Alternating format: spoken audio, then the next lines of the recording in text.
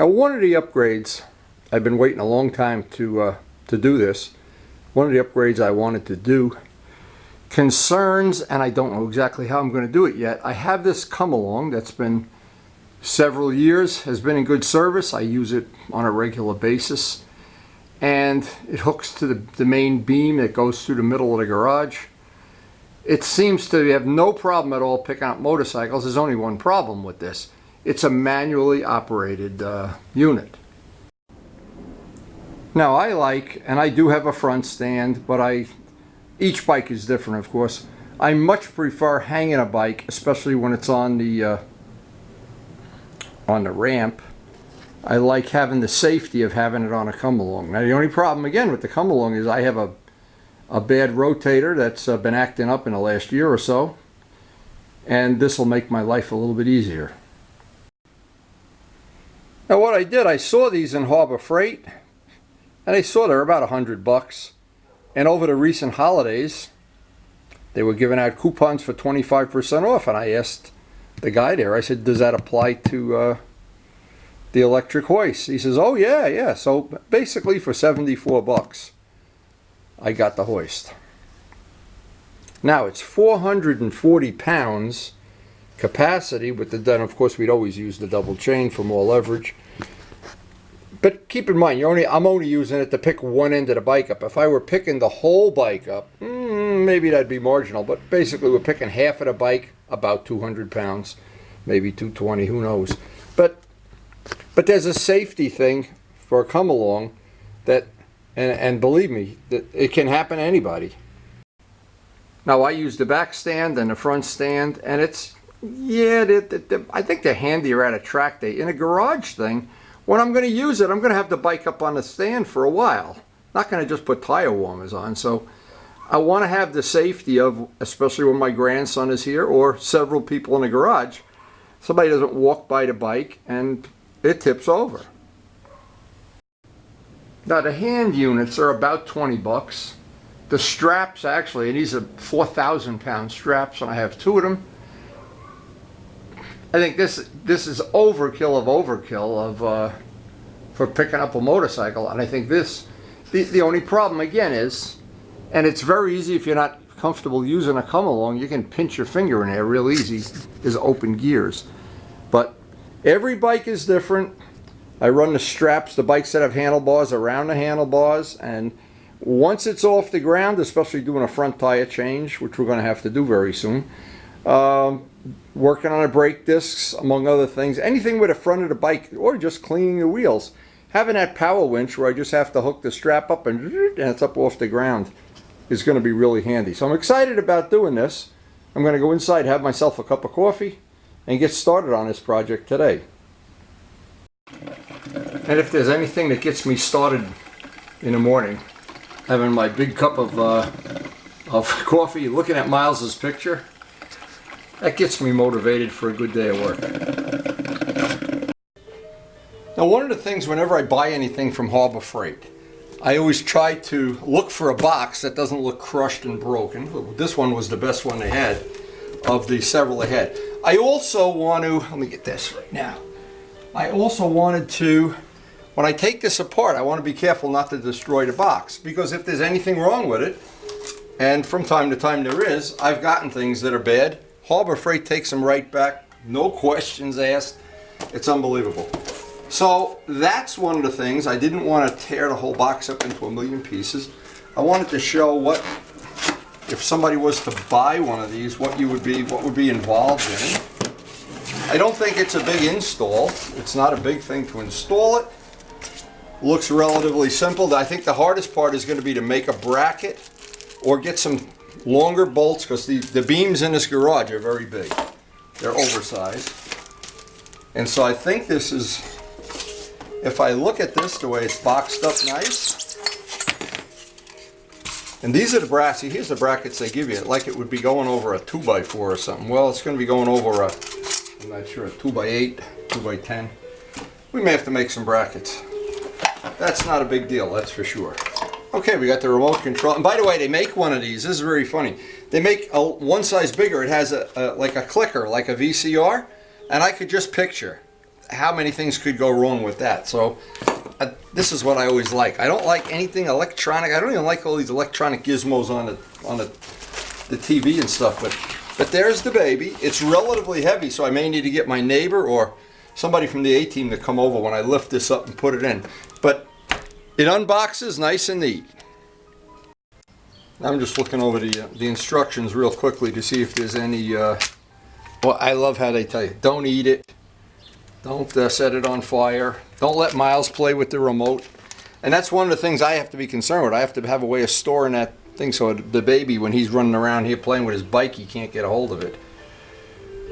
Anyway, it looks like it's going to be pretty straightforward.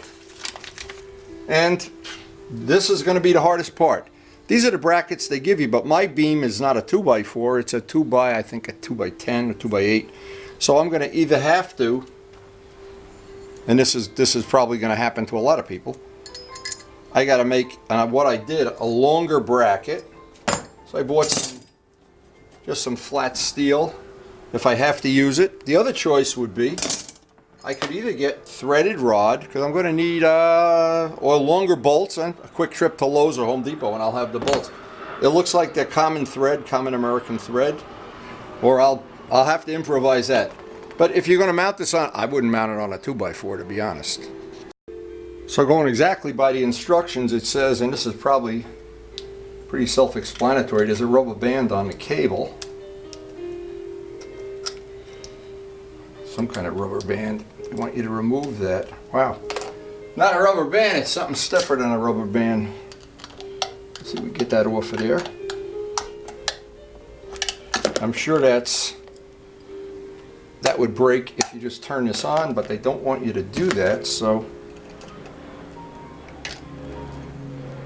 there's always something high-tech you have to deal with. Remove the rubber band. There we go. Anyway, I've been looking forward to this, and I had envisioned, I've been to other people's shops that have one of these, and I said, wow, that would be really neat to have. And so, okay, here we go. This little tag we don't need, don't eat it, don't do this with it or whatever. We can get rid of that. And before I ever put anything electronic or electric in, the first step is I want to make sure it works. I don't want to go do all the work of doing the install and then find out that, oh my goodness, you know, I should have checked that. Oh, so here's another thing. Look at this. They got a zip tie. You never know. Everything is so safety oriented. You wonder why we even need hospitals anymore.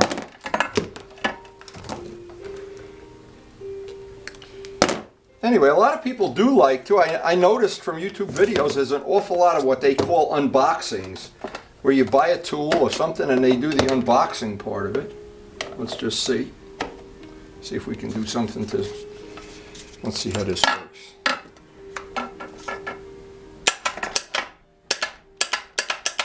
Oh, it apparently works. And it's got an automatic shut-off switch. It's going to be pretty handy, I think. And boy, you know, because I've had this shoulder, this is the worst one. I've had both rotators torn from water ski accidents from years and years ago. But now that I'm getting older and I'm arthritic and everything, they really act up. The last time I was moving bikes around, I did 2 in one day and changed the front tire. My arm felt like a piece of macaroni. I think this is going to be a big help. Now, since we want to use this with the pulley, I'm going to have to get the pulley to go through there. Relatively easy. I got to take these 2 bolts out. I have to pull a pin. In fact, I have to pull a pin right now. Take this out and get rid of this. Now, you would think that would be all, well, it's not as easy as it looked to get the cable in there where I want it. These bolts are here to keep the cable from jumping out, so I got to take these out too.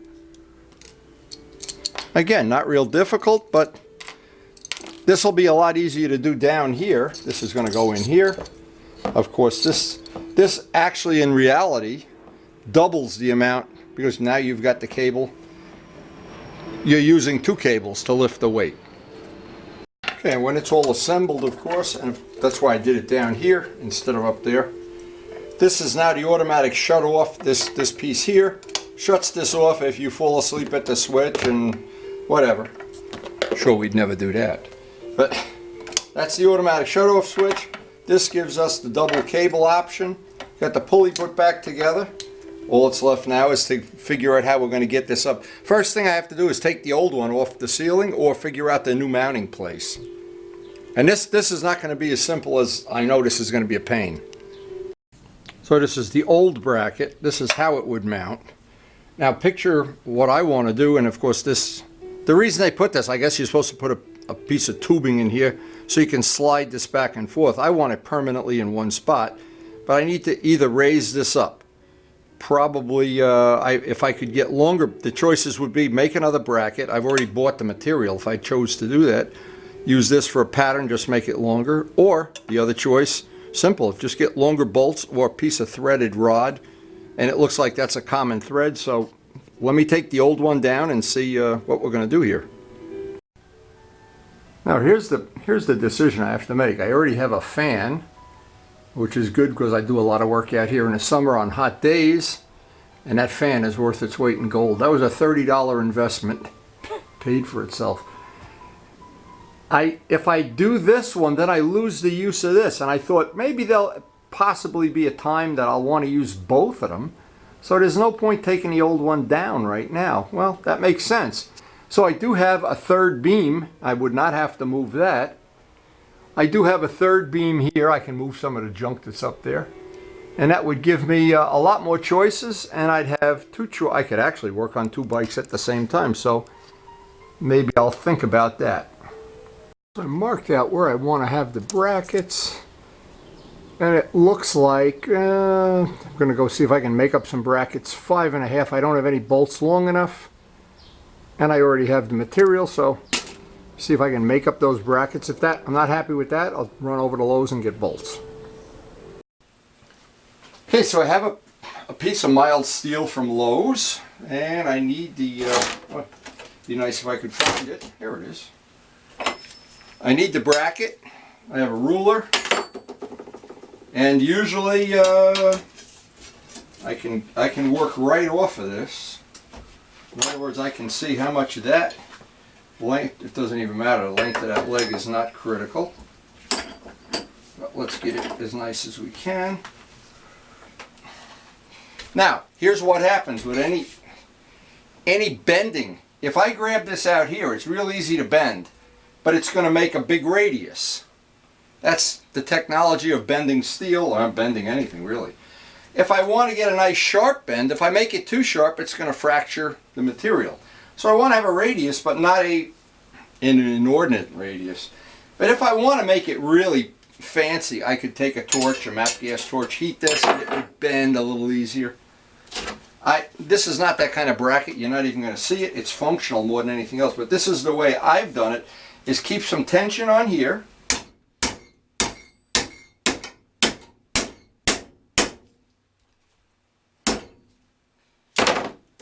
Now, when I was younger, I worked for my Uncle Henry, who part of his business was bending steel. So I had a little bit of a, and I was the donkey, believe me. I was not the technician. Me! Anyway, so what that does, it gives us that type of a bend. Almost, in fact, it is perfect. So now I need to know the length. I know I want 5.5. That's a 5.5 inch beam. So let's see if, well, I don't know how we're going to do this. Let's see the most convenient way. We got the first leg on there. I guess we could do it this way. We want a 5.5 inch leg.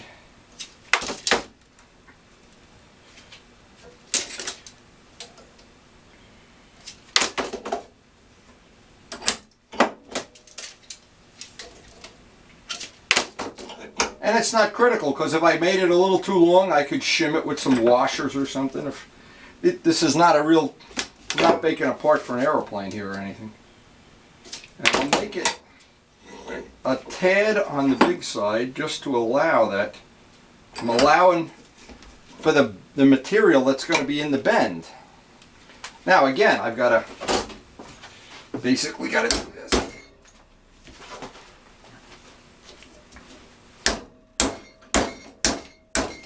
Right about now is when you smash your hand and you say, ah! That's not funny. This is awkward because I really don't have a big enough shop. But But not having a good shop, a well-equipped shop, never stops you from doing things. It just slows you down. And in this case, we're not having a race. And I always think the big value to YouTube videos is learning how to do things on a budget or with limited tooling. Or sure, if you had a machine shop or your friend works at Boeing or something, you can get this done no problem at all. Now the difficult one. This is the one that most people would find very challenging. So we want to get, and it's not critical. If it's a little, it could be a little loose, just doesn't want to be a little tight. So I'll allow for a little bit extra material here.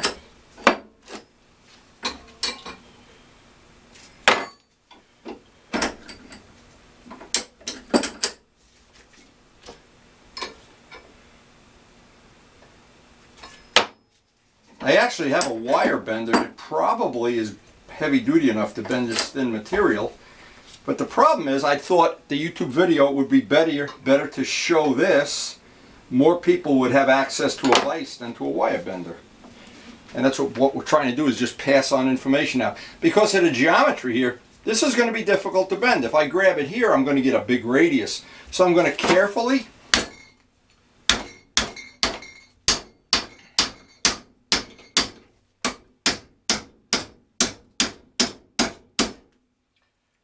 overbent just a tad, but I think you get the idea. Now I want to, before I go any further with this needs a little tweak there. Close enough. Now of course the last bend will be a piece of cake, but we'd like to have the two ends not totally different. So let's eyeball this up. Get it started. Now in the world of model planes, most people know how to bend wire and make things and sheet metal and stuff. But in motorcycling, I don't know why people are intimidated by making brackets. So I thought this would be a good how-to. Anyway, and using a simple vise, a simple hammer.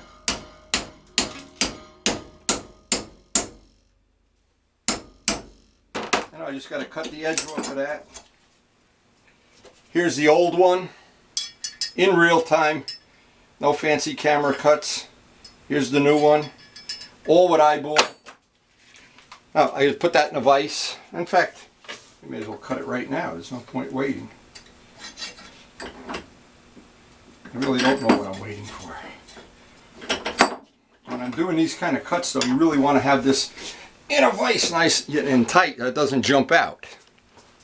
Now for sure, if you didn't have a cutoff wheel, there's a real easy way to do it with a hacksaw. We just happen to have a cutoff wheel handy. I found that these work better when you plug them in.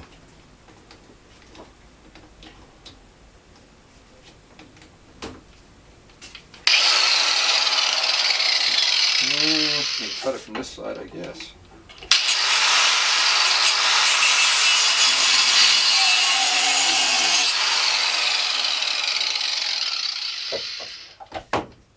And by the way, this was funny. When Tim lived in our area and he was going to cut his chain off and he was trying to use the chain cutter, I came out with that and I said, Tim, you want to cut that chain off? Done. And before I drill the holes, I want to deburr this, of course. While I'm doing the install, I don't want to wind up taking a finger off.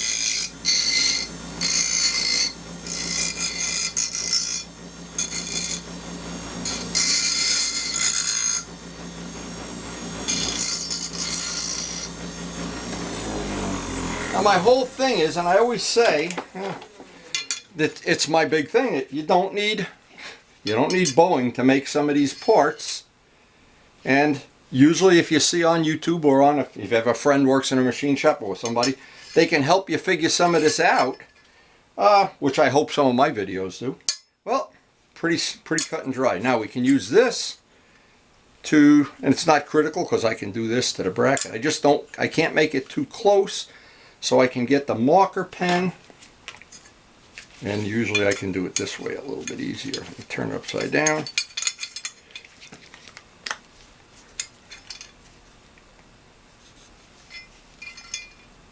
And that one can be there.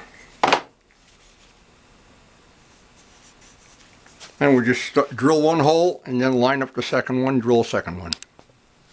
Sometimes it's not quite obvious when you're drilling a hole that you stack the deck in your favor. Of course, if you have a sharp drill, it helps. It helps if you have the machine on a low speed. Cutting something thin like this, you really don't need to, it's not a big deal. But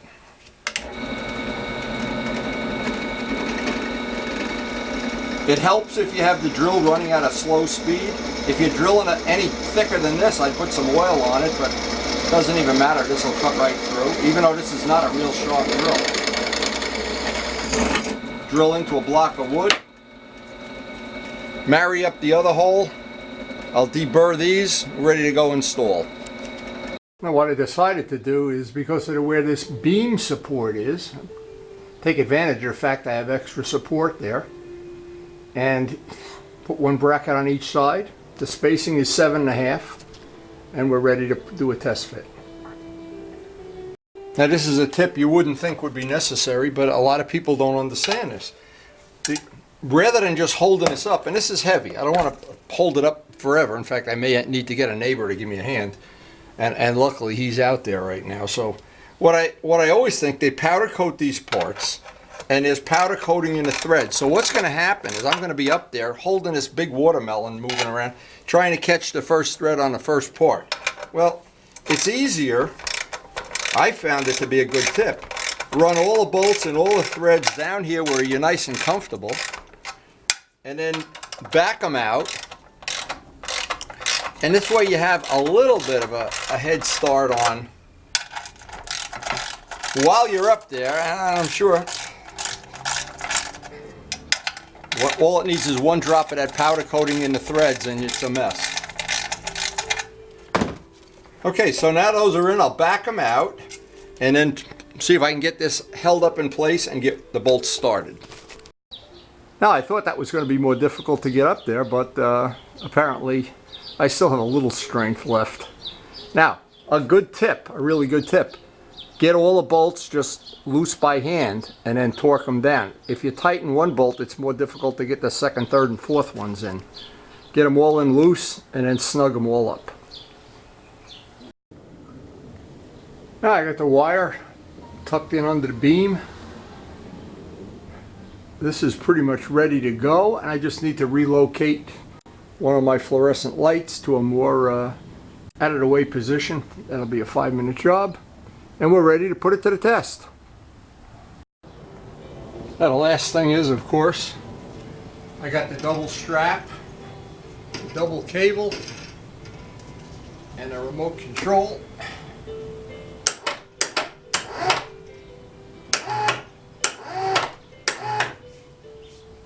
I gotta tell you, that couldn't be any better. Wow. And now hopefully that'll make the maintenance. And on this bike we gotta change a tire and a sprocket very soon. In fact, it's too late today, we'll do it tomorrow. Having this as our safety thing while I'm working on the back of the bike and doing this ensures it will never tip over. And the Titanic will not sink. Anyway. That was a relatively easy install. I hope you got some information on it that you can use if you want to do one of these, or even a mechanical one. Having it come along, a wonderful addition to any shop. And boy, if that doesn't make your life easier, I don't know what will. This is so much easier than cranking that. I got the light repositioned right at the right work spot. And in the near future, obviously, we'll be using this very often. So I hope you got some ideas of how you can use one of these, and possibly add one to your shop for about 74 bucks, 75 bucks. Wait for the sale, get the 25% coupon. That usually happens about once every couple of months. Why pay the extra money? Anyway, it worked out great for me. Thanks for watching, and hey, all I can say is ride safe, work safe, and in the case of this, that just made my life a lot simpler in a couple hours. Thanks for watching.